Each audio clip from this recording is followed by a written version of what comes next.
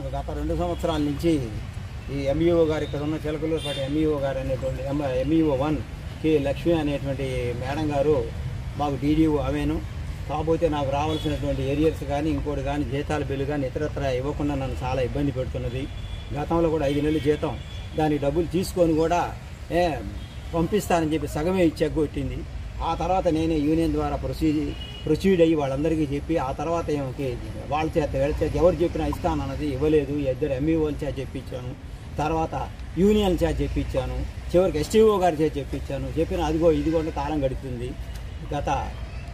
మన అక్టోబర్ 3వ తారీఖు నాడు నేను గుంటూరు వెళ్ళి ఆర్జేడీ గారిని కలిశాను.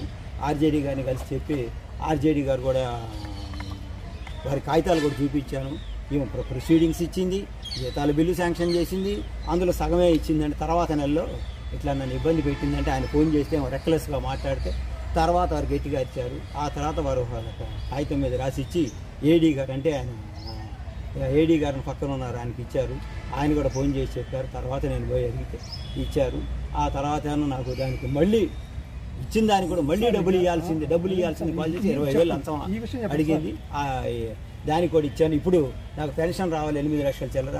దానికి కూడా చాలా ఎత్తున అడిగితే మా స్కూల్లో పనిచేసేటువంటి శ్రీనివాసరావు గారు, మా ఎంబీ శ్రీనివాసరావు గారిని అడ్డం పెట్టుకొని ఆయన మధ్యవర్తిగా నన్ను చివరికి 30,000కి ఒప్పందం చేసుకుంది. నేను ఇప్పుడు 5వ తారీఖు నాడే ఆమె బిల్లు ఇస్తే నువ్వు డబ్బులు ఇస్తే కానీ ఆమె సంతకం పెట్టదంటే ఇప్పటిదాకా ఆగాను. నేను ఏసీబీ వారికి తెలియజేయడం జరిగింది. వారు వచ్చి రెడ్ హ్యాండెడ్గా ఇంటి దగ్గరే పట్టుకోవడం జరిగింది.